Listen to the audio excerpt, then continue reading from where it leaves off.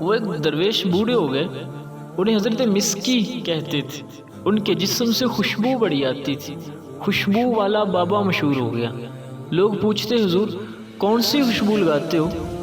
فرماتے چھوڑو نا، لیکن کہا کہ حضور بتائیے نا۔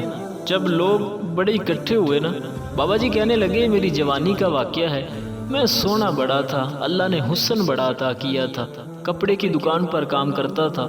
ایک دن ایک عورت کپڑا لینے آئی تو اس کی نیت مجھ پر خراب ہو گئی، وہ بہانے سے مجھے گھر لے گئی۔ جب میں پہنچا تو اس نے دروازے بند کر دیے، دروازے بند کر کے اس نے اپنے ساتھ منہ کالا کرنے کا کہا۔ میں نے اس سے بڑا سمجھایا لیکن اس کی سمجھ میں میری بات نہ آئی، تو اس نے کہا کہ جو میں کہتی ہوں وہ کرو، ورنہ میں شور مچاؤں گی اور لوگوں کو بتاؤں گی تو سب میری بات پر ہی یقین کریں گے، کوئی تیری بات پر یقین نہیں کرے گا۔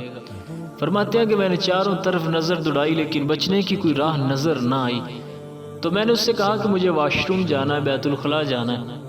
میں وہاں پہنچا، میں نے پخانہ کیا اور اسے اپنے سارے بدن پر مل لیا۔ جب میں پخانہ مل کر باہر نکلا تو میرے جسم پہ لگی ہوئی گندگی دیکھ کر اس نے شور مچا دیا کہ یہ تو کوئی دیوانہ ہے، یہ تو کوئی پاگل ہے، نکالو اس سے باہر۔ جب میں باہر نکل رہا تھا تو وہ پیچھے سے کہہ رہی تھی یہ تو گندا ہے۔ تو فرماتے ہیں کہ میں دل ہی دل میں کہہ رہا تھا کہ میرا تو صرف تن گندا ہے، تیرا تو من گندا ہو گیا ہے۔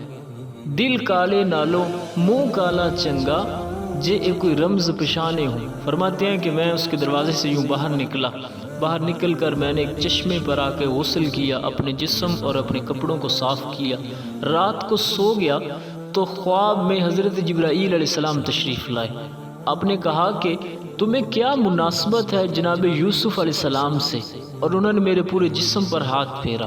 جب میں صبح اٹھا تو میرے جسم سے یوں ہی خوشبو آتی ہے۔ کہتے ہیں میں نے کبھی خوشبو نہیں لگائی، لیکن میں باحیا تھا، اللہ کی نافرمانی سے بچا، اللہ سے ڈر کر اس کے خوف سے میں نے گناہ کو ترک کیا، اسی کی برکت سے میرے جسم سے یہ خوشبو آتی ہے۔ اور کہا جاتا ہے، علماء فرماتے ہیں کہ جب تک وہ زندہ رہے ان کے بدن سے خوشبو آتی تھی، جب ان کا انتقال ہو گیا تو لوگوں نے دیکھا کہ یہی خوشبو ان کی قبر سے بھی آیا کرتی تھی۔ حیا ایمان کا ایک حصہ ہے۔ میرے نبی پاک صلی اللہ علیہ وسلم نے فرمایا حیا صرف خیر ہی لاتی ہے، بلائی ہی لے کر آتی ہے، اور فرمایا کہ حیا ایمان سے ہے، تو گویا جس کی حیا چلی گئی اس کا ایمان ہی چلا گیا۔ حضرت ابن عمر سے روایت ہے، فرمایا کہ حیا اور ایمان یہ ملے ہوئے ہیں، جب ایک اٹھ جاتا ہے تو دوسرا بھی اٹھا لیا جاتا ہے۔ اس کائنات میں سب سے حسین چہرہ وہ ہے جو حیا سے مالا مال ہے، وہ چہرہ جس کی عصمت کا جوہر لٹنے نہیں پایا، جس نے اپنی عصمت کے جوہر کا سودا نہ کیا، اللہ کے حضور نافرمانیوں میں نہیں بلکہ باحیا رہ کر زندگیاں گزاری۔